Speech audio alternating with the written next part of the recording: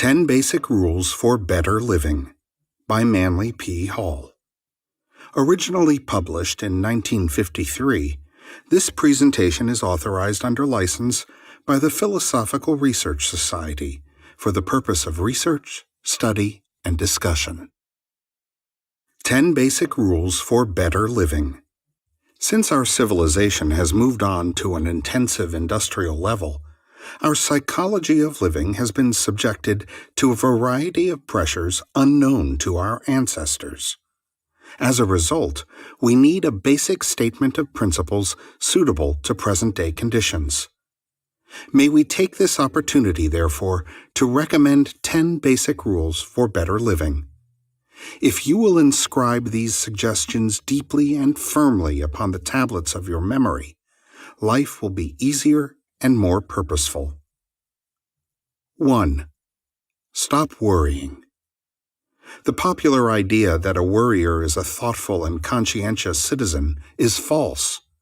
The Egyptians realized this when they included worry among the cardinal sins. Do not confuse thoughtfulness and worry. The thoughtful person plans solutions, but the worrier merely dissolves in his own doubt. If you think straight, you will have less cause for worrying. The worrier not only suffers the same disaster many times, but undermines his health and annoys all others with whom he comes into contact. There are many things in this world that require thoughtful consideration, but there is really nothing to fear but fear. 2. Stop trying to dominate and possess your friends and relatives. Each of us likes to feel that he is running his own life. The moment we recognize the rights of others to seek life, liberty, and happiness according to their own dreams, hopes, and aspirations, we begin to conserve our own resources.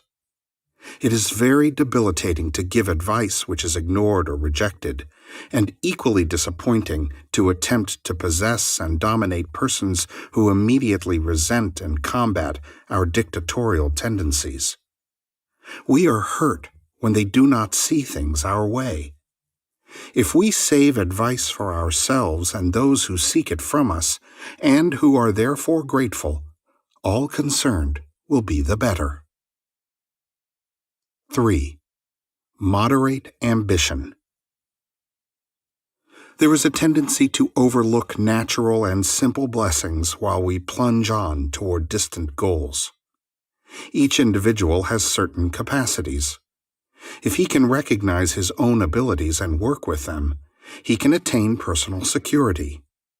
If, however, he is constantly seeking that which is not reasonably attainable, he can never know happiness or contentment. The wise man observes the disastrous results of uncontrollable ambitions and chooses moderation. It is not necessary to be famous in order to be happy, nor must one be the leading citizen in the community in order to gratify one's social instinct. The ambitious usually pay too much for what they get, and are the more miserable after they get it. 4. Do not accumulate more than you need. There is no real distinction in being the richest man in the graveyard. Many earnest citizens act as though there were pockets and shrouds. We are supposed to have outgrown the primitive belief that we should bury a man's goods with him so that his spirit might enjoy them in the afterworld. Here again, the middle course is the wisest. Let us reserve some of our energy for enjoyment, and not give all of ourselves to the task of accumulation. Many a man who has made $1 million has not lived to spend it. A rich life can be more practical than a monumental bank account. 5. Learn to relax. Great tension is an abomination. The more tense we become, the more stupidly we are likely to act, and, according to the old Buddhists, stupidity is a cardinal sin. Today, many so-called efficient people are perpetually on the verge of a nervous breakdown. This is not so likely to be due to overwork as to unreasonable driving impulses from within themselves. Some say that they are overtaxing their resources to keep their jobs or to maintain extravagant families. Whether you believe it or not, you are a better producer and a better provider if you do not collapse from psychic exhaustion at some critical moment when you are most in need of good health. If your associates do not realize this, they may be in need of practical counsel. 6. Cultivate a sense of humor. As never before, we must brighten and lighten the corners where we are. The more seriously we take ourselves and our responsibilities, the duller we become. It is a saving grace to realize that, although living is a serious matter, we can take it too seriously. Also bear in mind that genuine humor is not bitter, cynical, or critical. It is the ability to laugh with the world and not at the world. If we must laugh at someone, let it be ourselves. Humor is a spice to living. It adds flavor to work, zest to play, charm to self-improvement, and proves to others that we have a security within ourselves. A sincere, happy laugh, like the joyous rippling of children's laughter, relieves tension and restores good nature. Incidentally, it makes friends and inspires confidence. 7. Find a reason for your own existence. Unless you believe in something bigger than yourself, have some purpose more vital than accumulation or advancement in business or society, you are only existing, not living. A simple pattern is to realize that the laws of nature that put you here seem to be primarily concerned with growth. You are a success to the degree that you grow, and you grow to the degree that you become a wiser, more useful, and more secure person. In other words, we live to learn, and by this very process we learn to live. Broaden your horizon, develop an interest in all that is fine, beautiful, and purposeful. Great internal good comes from the love for music, art, great literature, broad philosophy, and simple faith. Strengthen the inside of your nature, and the outside will be better. 8. Never intentionally harm any other person. Never by word or deed return evil for good or evil for evil. Weed negative and destructive thoughts and emotions out of your personality, or they will ultimately contribute to your misery. As we look around us, we see the tragic results of individuals and nations that harbor grudges or nurse the instincts for revenge. The harmless life saves those who live it from many of the mortal shocks that flesh is heir to. Our critical attitudes and our long memories of evils that others have caused only reduce our present efficiency and endanger health and vitality. Even the selfish man realizes that he cannot afford to keep a grudge, and the unselfish simply will not permit grudges to accumulate because they know better and they believe better. 9. Beware of anger. When ill temper controls us, we are no longer able to control ourselves. In a moment of anger, we may create a situation which will require years to remedy. Why should we spend our time trying to recover from our own mistakes? If we disapprove, let us state our case simply and quietly, and remember that we should never try to correct another when we have already committed a fault as great as his. A quick temper is a serious handicap in business or in the home. It is useless to say that we cannot control anger. This is as much as to admit that we have lost the power to control ourselves. If we resent the unkindness of others and the collective irritability of this generation, let us make sure that we are not one of the irritating factors.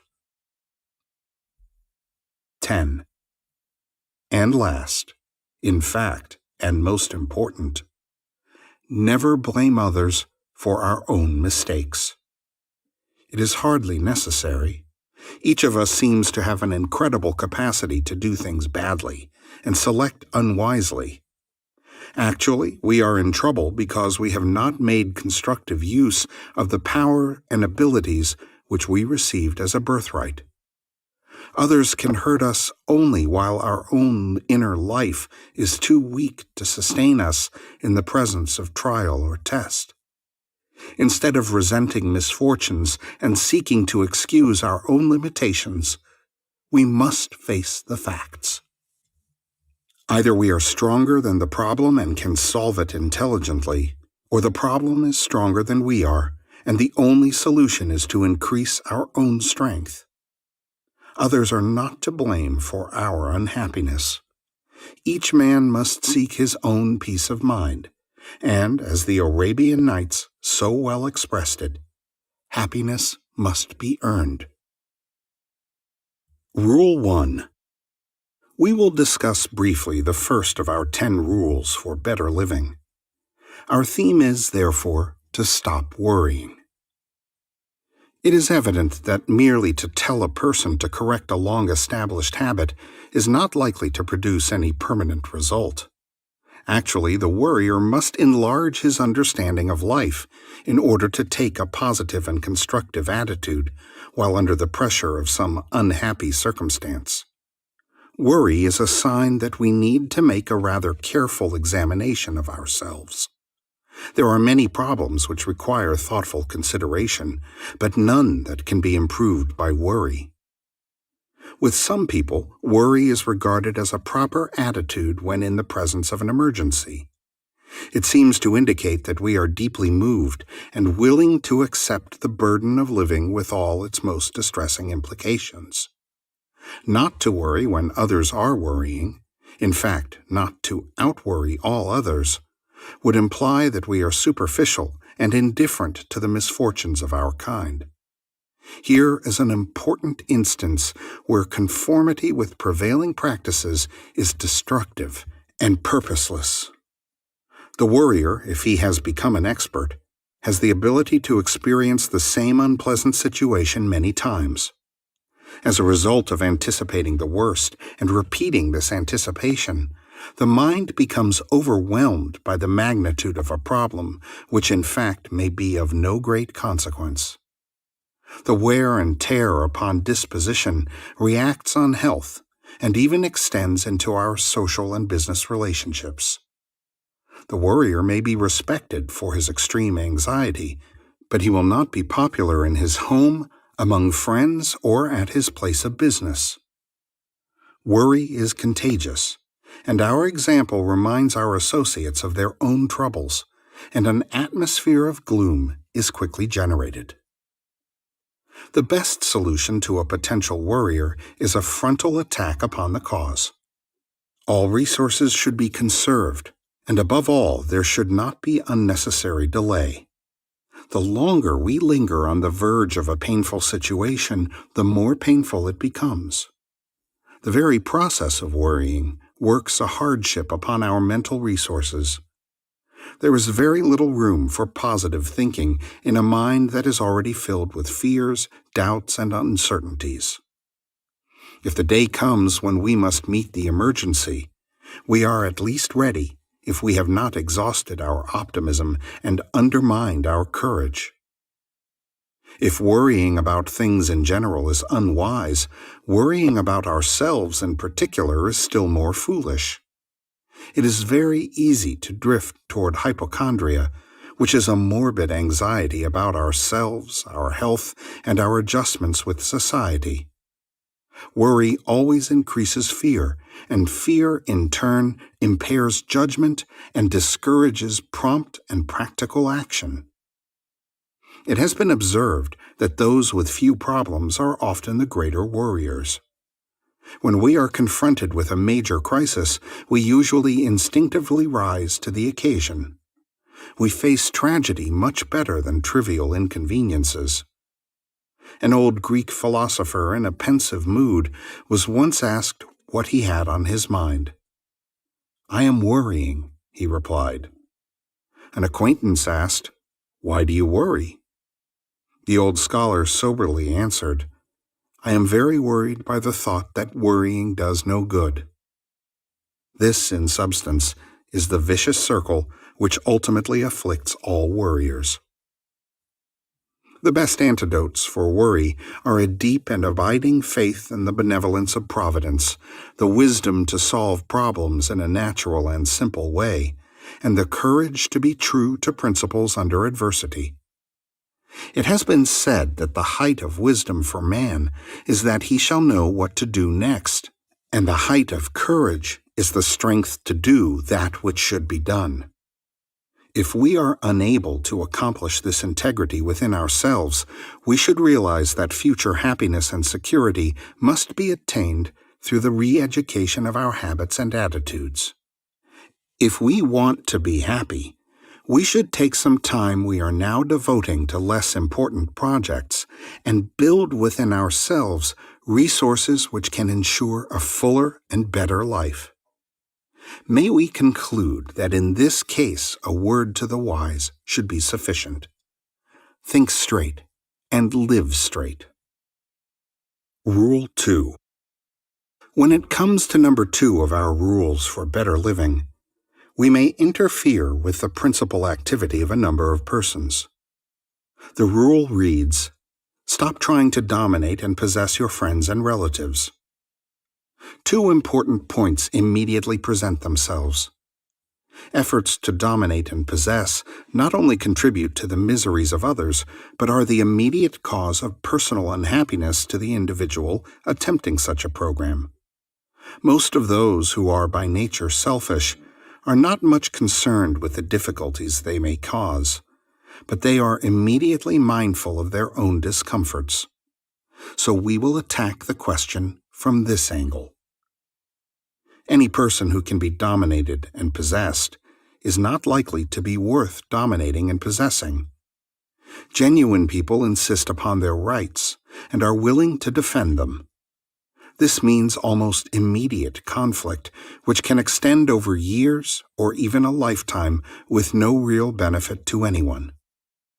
Those inclined to dominate and possess soon learn that they face organized opposition. All they can possibly hope for is a negative victory. It may be that the victim, because he is tied into a pattern, cannot instantly rebel or escape, but the instinct to free oneself from tyranny grows constantly and rapidly and finally ends in a critical situation. The dominating type does not like to be considered dictatorial or tyrannical. He prefers to assume that at worst he is a benevolent dictator. All he wants to do is to help others by causing them to do exactly what he believes is best for them. This means that when they resist, he is properly hurt and indignant. Where the tendency toward domination is strong, therefore, the heartaches are many and the disillusionment almost continuous. Ultimately, the dominating instinct, if allowed to go uncorrected, will cause a lonely and loveless life. Possession is only important to the degree that the individual is self-possessed. The moment we attempt to possess others, we are engaging in a project that will certainly fail. Remember that others do not wish to be possessed any more than we wish to be possessed. Most possessive persons resent possessive attitudes in others, and as goes resentment, so goes the blood pressure. Even possession itself is not an unqualified blessing. Once having accumulated, we must then administrate our possessions. When we destroy the rights of others to live their own lives, we become responsible for those lives. If they follow our advice or accept our domination, we should certainly be exceptionally wise, prudent, discriminating, and practical. Few possessive people have any of these qualities to a marked degree. Their own lives are not well lived, but they wish others to acknowledge an authority which has never been successfully demonstrated. This is further cause for resistance and works a severe strain on the digestive system. When we want to help someone, we should find pleasure in helping them to do what they want to do. If their projects are incompatible with our convictions, they may decline our assistance. Even small children should not be dominated and possessed. They should be controlled when necessary and directed to the best of the parental ability. If they are dominated, they become weaker and less self-reliant. If they are victims of over-possessiveness, they are either demoralized or become rebellious. In this world, we possess most completely that which we release most completely. The basis of our relationships should be voluntary. Our friends should like to be with us because we are friendly.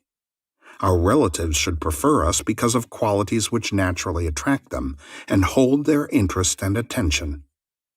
We cannot force the respect and admiration of others. We must earn it by our own conduct. If we are self-possessed, we present a constructive pattern of attainment. Others will seek us because they need what we have, and they would like to know how we have acquired qualities which have contributed to better living. If by nature we are friendly, kindly, and just a little impersonal, we will seldom be alone. We will receive the honors and considerations which we can never command by domination and possessiveness. Rule 3. We recommend that thoughtful persons should moderate ambition.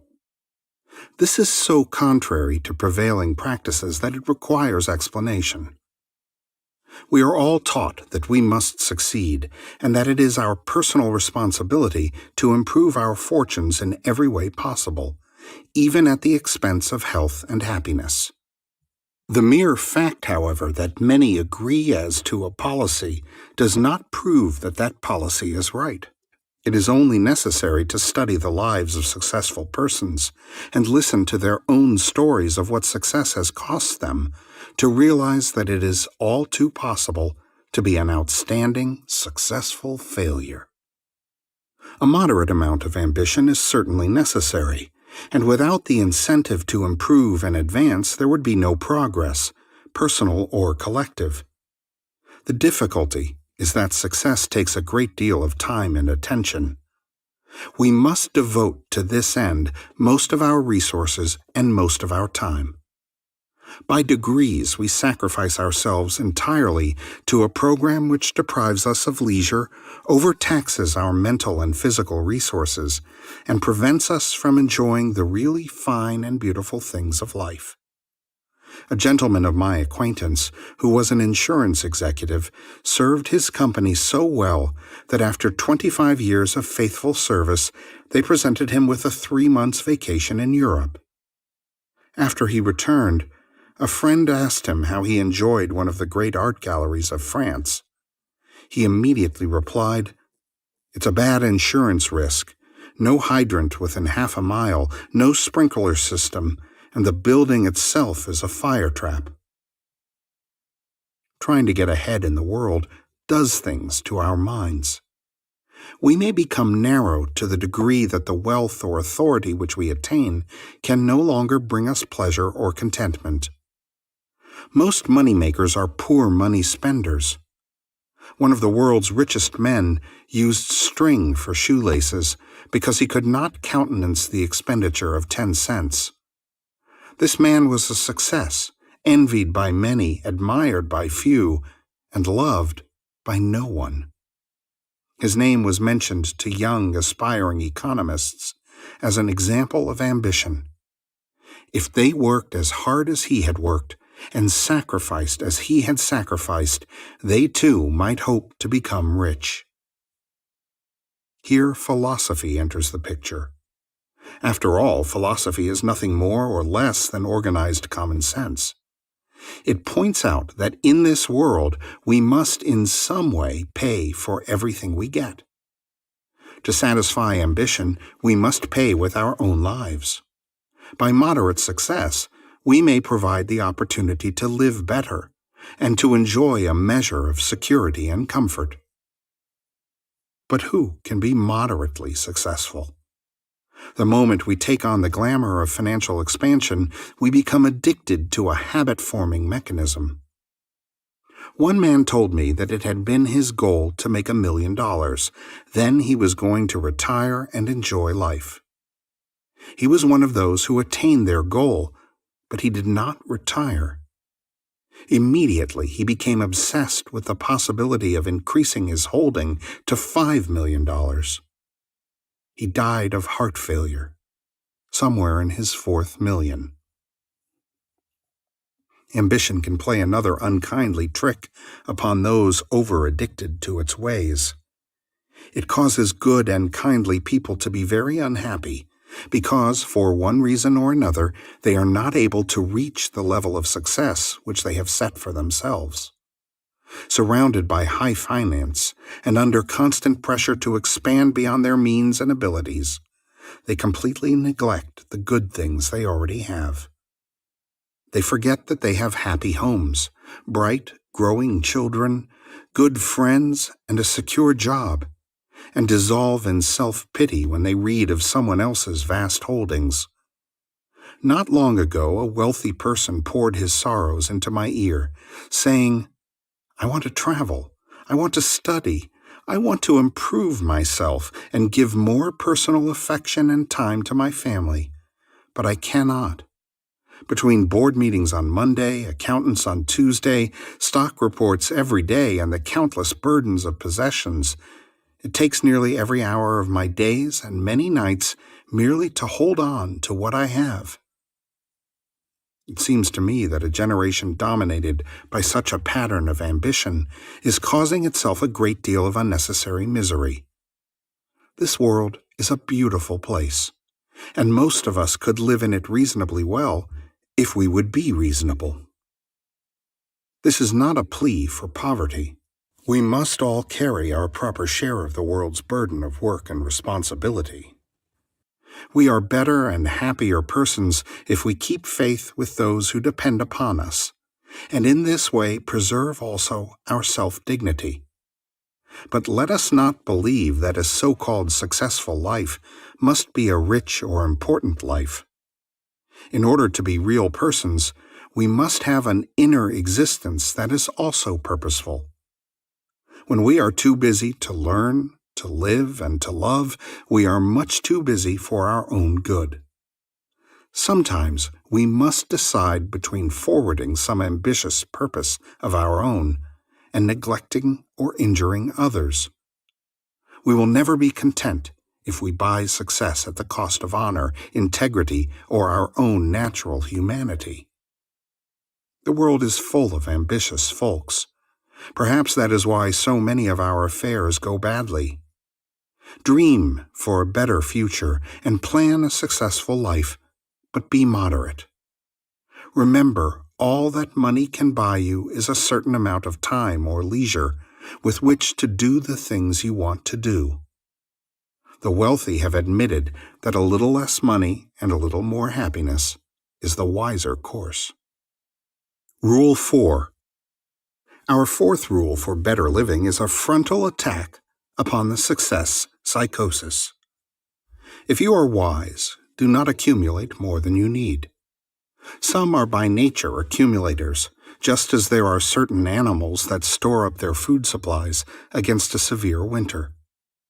To protect the future in every reasonable way is prudence, but to assume that the more you have, the happier you will be, is sheer folly.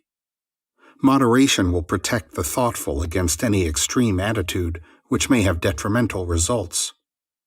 There are two kinds of accumulation. You can enlarge your natural store by having more or by becoming more. Let us never so completely dedicate our lives to accumulation that we forget to enrich character and gather those treasures which cannot be taken from us by the vicissitudes of the stock exchange. We should be able to answer the question, how much are we worth if we lose everything we have? This would embarrass a great many, but few depart from this world without being faced by such a question. There is a saying that when we have more than we need, someone else will have less than they need. It is interesting, therefore, that we can have and keep as much as possible of the best things of life without detracting in any way from the security of others. Happiness, contentment, peace of mind, love of beauty, wisdom, and serenity can all be ours without any other person being the poorer. In fact, the more of such qualities we possess, the more secure and happier others will be, especially those within our spheres of influence. Experience shows that the instinct to accumulate exercises a hypnotic influence upon the mind. Once we are possessed by this instinct, we lose all sense of values and find ourselves the victims of a strong and dangerous habit. This habit can have as many tragic consequences as chronic alcoholism or addiction to narcotics. By degrees, our entire outlook on life is warped and distorted, and we become little better than money-making machines.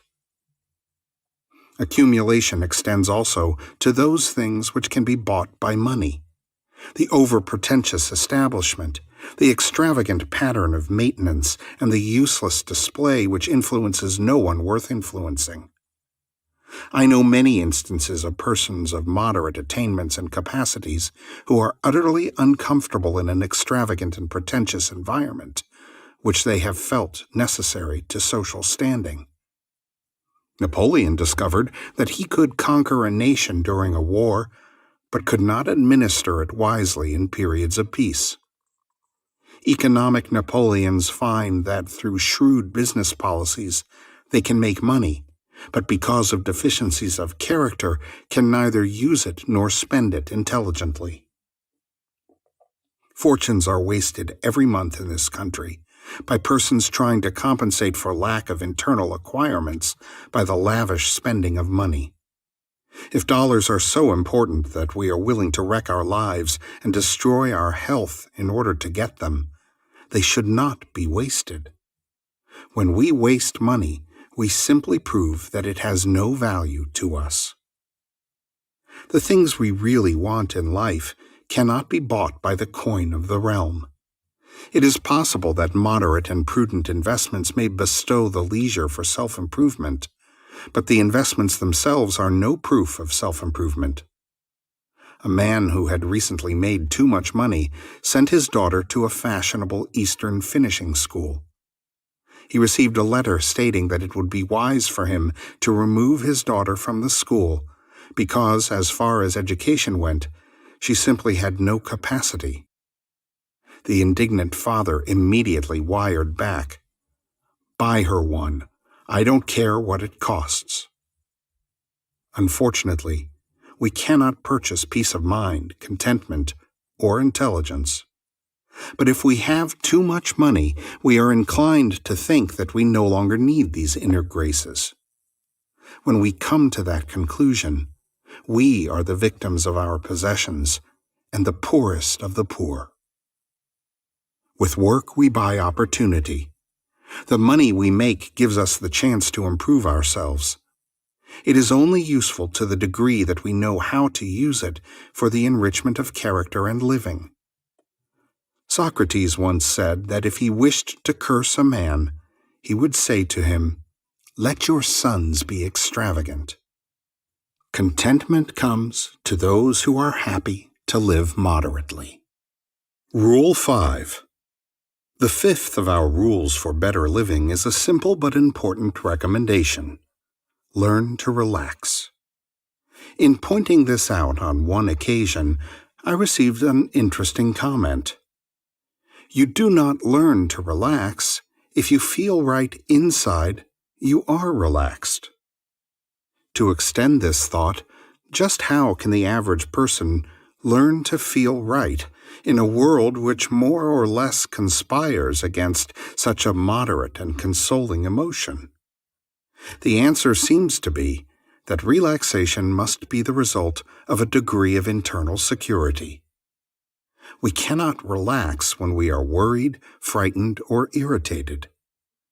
One formula is to realize that changing the mind from the familiar responsibilities and burdens to new and less pressureful activities promotes relaxation. This is where hobbies and avocational interests are not only useful, but necessary. In our world, a person without a hobby is exposing himself to the dilemmas of the one-track mind. The therapeutic value of hobbies is now recognized throughout the economic world, and all persons under unusual stress are advised to cultivate corrective interests. Even if a hobby is expensive, it may not cost as much as the doctor's bills, which result from overtension.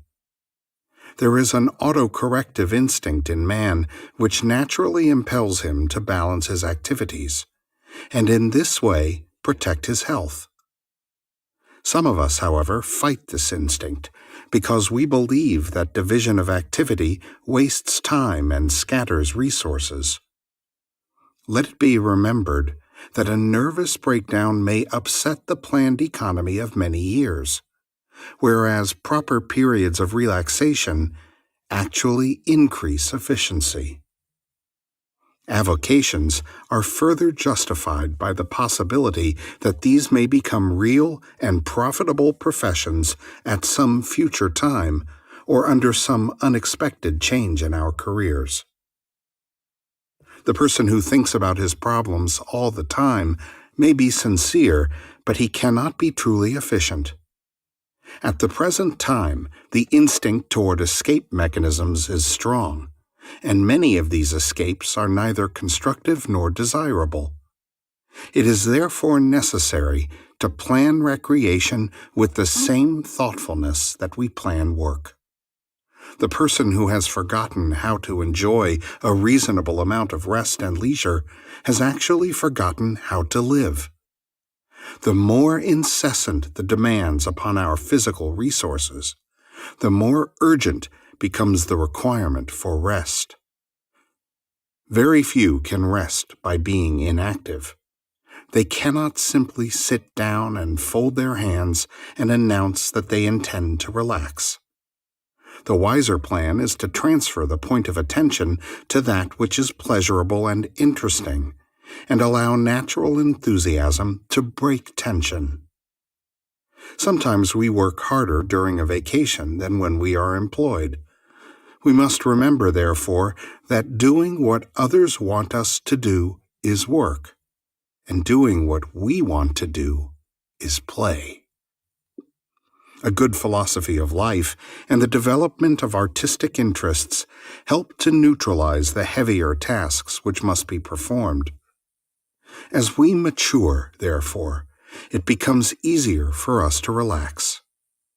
Two kinds of persons relax easily: the lazy and the learned. The lazy because they are indolent, and the learned because they are wise. Leisure does not have to be wasted. It brings exercise to faculties not usually employed, and it gives expression to emotions long repressed. A man does not feel he is wasting time when he plays golf or tennis or joins a ski club. He knows that he is giving his physical body a chance to strengthen itself against the drain and exhaustion of business pressures. Relaxation is as necessary as proper nutrition, adequate sleep, and good ventilation. Muhammad, the prophet of Islam, divided his day into 3 8-hour periods. One of these he dedicated to labor, one to rest, and the third to the improvement of himself through study, recreation, and solid family living. This is a good rule, because it keeps balance. There is no reason why we should sacrifice everything else in life to the satisfaction of some uncontrollable ambition or desperate purpose. Learn to think of relaxation as a moral duty through which you protect the most important values of your life. If it happens that you cannot relax, and that the moment you try to rest you begin to fidget, this message is most timely. You are already getting into trouble, and unless you recognize the symptoms, your personal normalcy is threatened. Rule 6. The cultivation of a sense of humor is the sixth of our 10 rules for better living. Each individual may have his own definition of what constitutes humor, but very few have realized that it is a point of view which must develop within character if it is to be genuine and spontaneous. The lowest form of humor is enjoyment derived from the misfortunes of others, or the predicaments in which our associates may become involved. The real humorist is always kindly, gentle, observing, and stimulating. He is frequently able to preach a message or point out a lesson which would be objectionable if presented in a more sober vein. In older days, powerful princes had court jesters, and these alone could insult their masters with impunity. Many of these jesters were deeply learned and very wise, for it takes depth of human understanding, breadth of experience, and a ready comprehension to be witty without being unpleasant. In daily living, nothing orients the person in his environment more quickly than the ability to get a separate look at himself. If we can stand aside and watch ourselves go by, we may have a new and appropriate cause for humor. The actions of others may seem ridiculous, but we feel that the most ridiculous actions of ourselves should be taken seriously by others. A real humorist is one who can enjoy being laughed at as much as he enjoys laughing at. This, however, is a real test of a philosopher. Many of the problems which seem deep and terrible are little better than ridiculous if seen in perspective. It is this lack of perspective which causes us to be over-serious, when perhaps a lightness of the mind would solve everything. Humor, of course, is like a condiment. It gives flavor to food, but does not necessarily contribute to nutrition. Research shows, however, that the food which we enjoy is most likely to be well accepted by the body and applied to its proper purposes. We cannot live upon condiments, but as social creatures, we require a certain amount of adjustment in order to live well. A sense of humor does not imply a superficial nature. We have all known those who have tried desperately to be funny and have failed miserably. When we force an unnatural wit, we destroy the very principle of humor which cannot flourish in shallow natures. The laws governing human conduct are forever emphasizing balance and a moderation between extremes. That which is unbalanced destroys itself. On the one extreme, we may have a deep and abiding thoughtfulness, a heavy sense of responsibility, a deep dedication to duty, and a firm conviction that life is not funny. If we carry this attitude or group of attitudes to an unreasonable excess, however, we become dull and colorless. Such an excess does not make us more useful or more practical, and of itself solves few of the ills the flesh is heir to. Conversely, to ripple continuously like a shallow stream, living forever on the surface of occurrences and accepting nothing as worthy of mature consideration, is another dangerous extreme. Somewhere there is a point of balance, but man has always found it hard to do anything moderately. This lack of what the Chinese call the mean, or balance, causes us to tip from one extreme to another with considerable wear and tear on the whole personality. There can be no good philosophy of life without humor, and there can be no real humor without a good philosophy of life. The balancing of these two factors is, therefore, the proper symbol of maturity. The human mind, emotions, and physical body flourish best when the person in the body is balanced and moderate and optimistic. Honest laughter relaxes body tension and releases many of the pressures which might otherwise accumulate and break through in less desirable ways. The habit of humor has a wonderful transmuting power. Like the wand of a fairy queen, it transforms the commonplace into something delightful. We have all enjoyed the humor of Mark Twain and Will Rogers, and we know that the world is better for their contributions to our way of life. Never be so busy, so thoughtful, so learned, so rich, or so burdened that you are no longer able to relax with a quiet smile.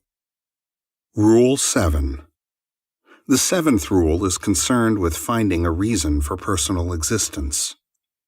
Experience shows that we are most likely to attain personality integration if we live each day to advance a main objective.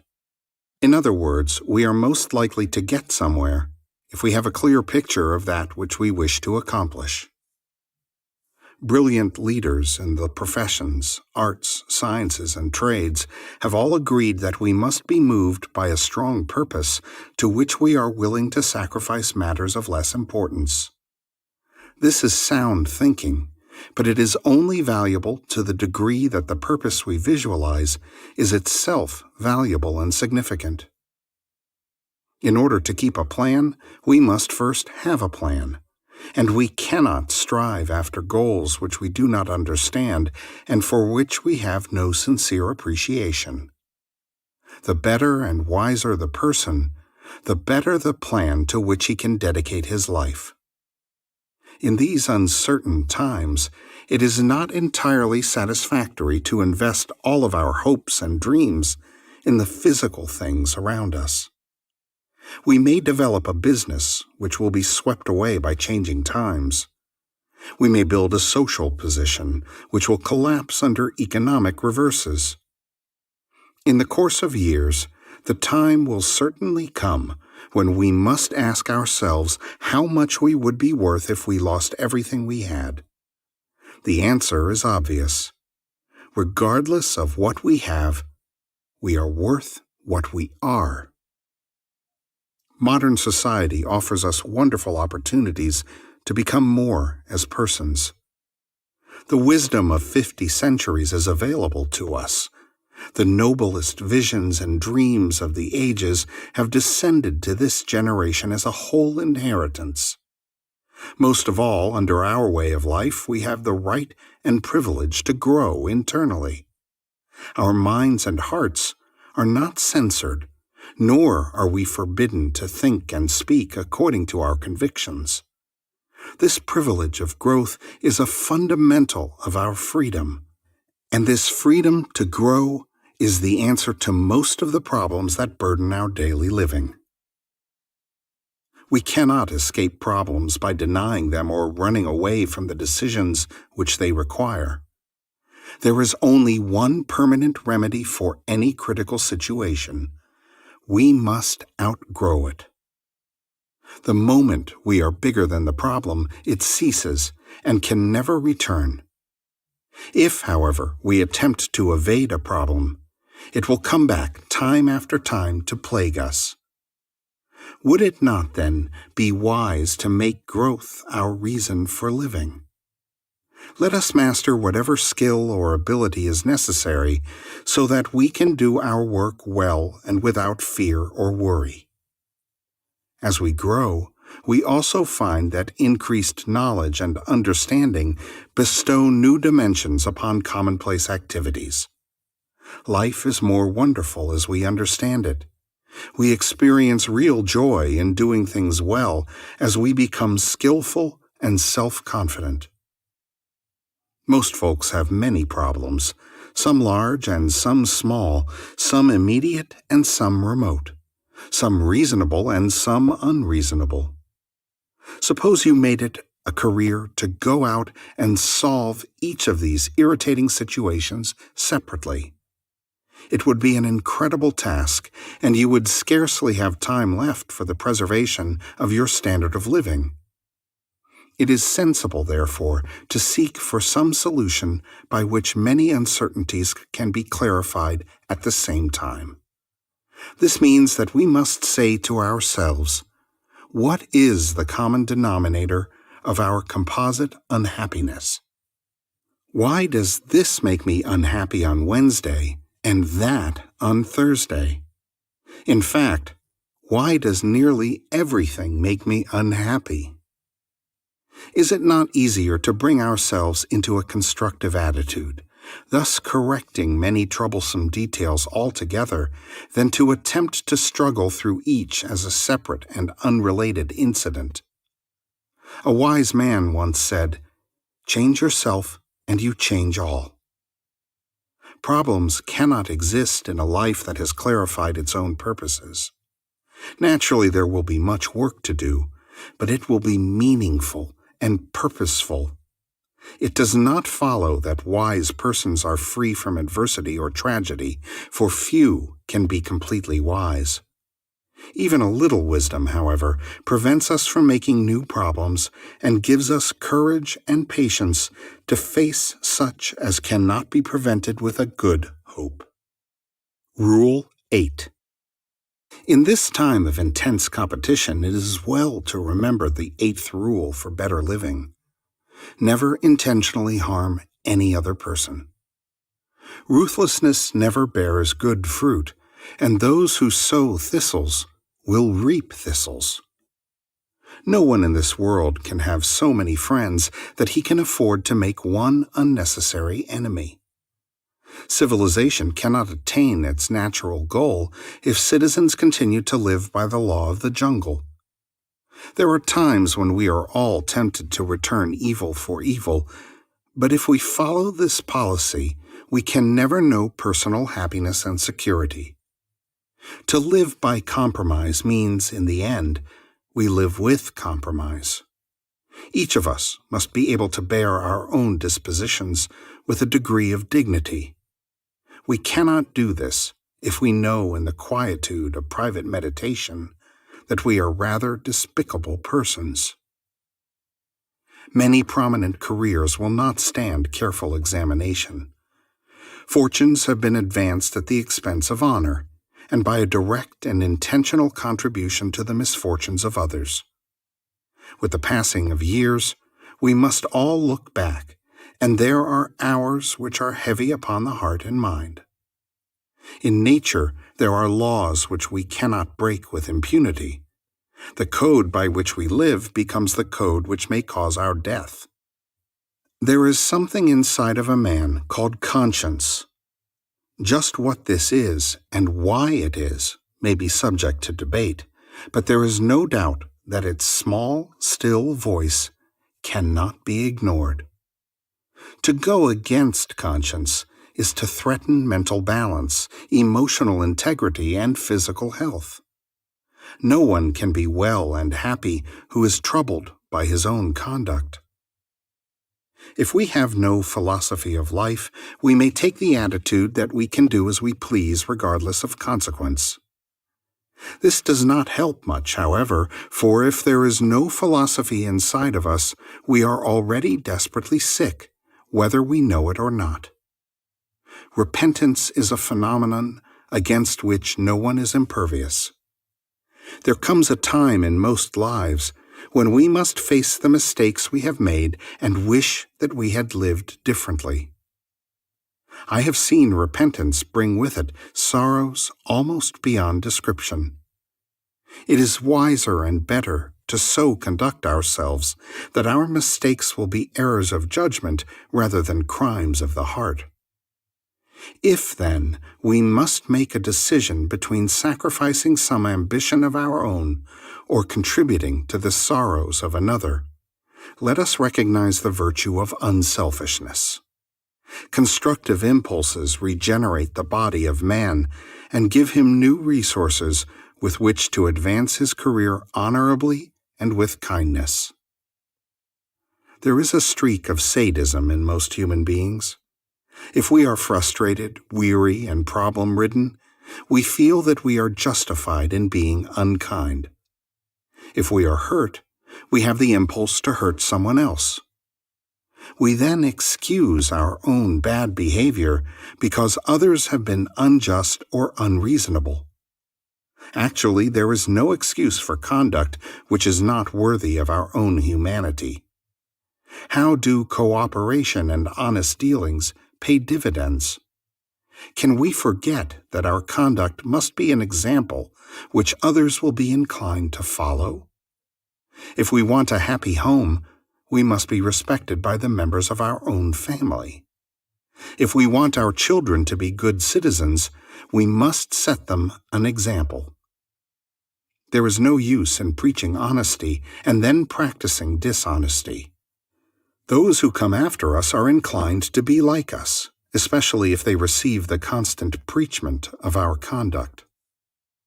If, then, we wish to look forward to the simple, natural joys of living and long, happy years with which to close our earthly span, we must earn the respect and love of those who know us all too well. Happiness cannot come to those who seek it directly. No one can make himself happy, for even planned programs do not work out when the time comes. Happiness is a byproduct of good living. If we keep the law will keep us. If we live well, we will reap a good harvest. It is unfortunate to discover this only in the years of harvest. We may then find that we do not have that which we have not earned. Regrets are then unprofitable, for they cannot restore the damage which has been done. We may then say that if a man is willing to follow a careful program to maintain his physical health and efficiency, he should also follow a well-planned program to maintain the health of his mind and his emotions.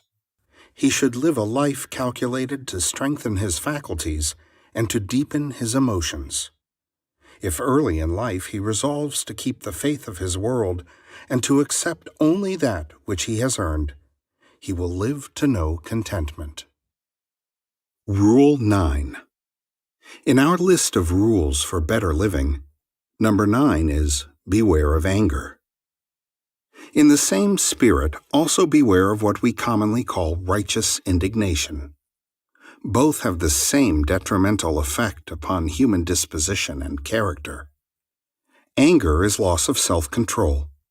It is an excess of resentment expressed through ill-considered words and ill-advised conduct. It is easy for quick-tempered persons to become angry, and often the mood passes quickly, but the results can linger on. There is a school of thought that considers an occasional temper fit as a legitimate extroversion. We are not supposed to frustrate our inclinations, lest these accumulate and ultimately bring serious consequences. It is probably true that once temper has arisen in the emotions, not much can be done to prevent its expression. But why do we get angry so often and over so many comparatively trivial occurrences? Anger, like worry, can be just a habit. Like worry also, the pressures causing anger can be redirected and re-educated. The ill-tempered individual seldom realizes that his conduct is a detriment to the pattern of human society. Concerned only with the expression of his personal irritation, he weakens all of the natural bonds which should be protected and honored. He disfigures himself and diminishes the regard in which he is held by his associates. When small children are angry or have temper fits, one remedy is to place them in front of a mirror. When the child sees his own expression, he recognizes that he is deforming himself and destroying the beauty and charm of his appearance and manner. There is no way of misrepresenting oneself more completely than by indulging in a temper fit. It may be held that when an angry person reveals his irritation, he is not misrepresenting himself, but is actually telling the truth about himself. This is not a strictly factual observation, however. No one is angry all the time, and we bear witness to our own essential nature only when we are not trying to be good or bad. Both extremes depart from the normal, and man is best able to function efficiently when he is without intense pressures of any kind. In anger, we are likely to lose control of our words and our actions. We will resent moderating counsel, and become more intense when we are opposed. Words have power and become deeply etched in the memories of our friends and foes. It may require years of patient mending to repair a situation caused by a few moments of emotional intemperance. Thus, valuable energy must be expended to neutralize the results of wasted energy.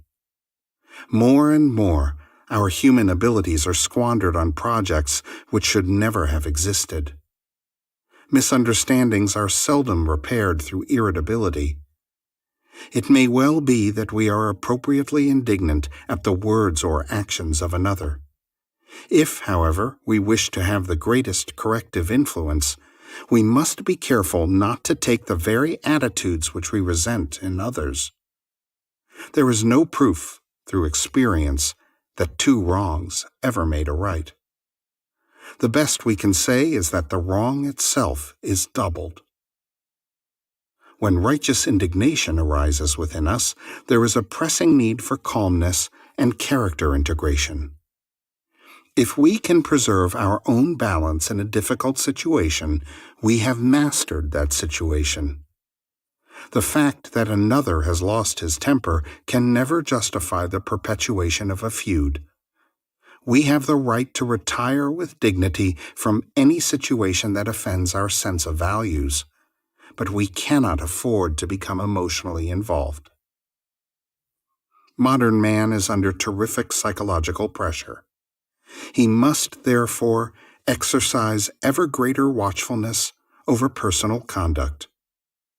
We cannot afford to waste resources which are difficult, if not impossible, to replace. Why should we build ourselves up physically with vitamins, minerals, and innumerable modern remedies, only to tear ourselves down by destructive outbursts of emotion? If we want to live long and remain useful, we must live well and develop a reasonable degree of patience. There are too many instances in which an outburst of temper has been followed by a serious and even fatal physical reaction. The reward of a good disposition is a good life. Perhaps the love of our families and the respect of our friends are worth self-control. Rule 10. The last of our 10 rules, and one of the most important, is never blame others for our own mistakes. In the first place, we can have little respect for an individual who does not acknowledge obvious faults. We consider him self-centered and egotistical. There is really no reason to blame anyone too severely for his first mistake, but we may doubt his intelligence if he repeats the same mistake several times. If things go wrong, it is nice to assume that it is due to corrupt politics, general instability in world affairs, the stupidity of our associates, and the ignorance of our friends. Such thinking leaves us completely innocent of all wrongs, a most comforting reflection. Needless to say, we will never correct our mistakes as long as we decline to acknowledge that we make them. Equally obviously, we cannot correct the mistakes of the whole world, and we can take the horrible attitude that we are predestined and foreordained to suffer. Experience and thoughtfulness reveal that nearly every person is in the predicament which he has caused for himself. There may be times when the rationale of the situation appears dim, but it is much safer to assume that the trouble is of our own making, and therefore can be repaired by our own efforts.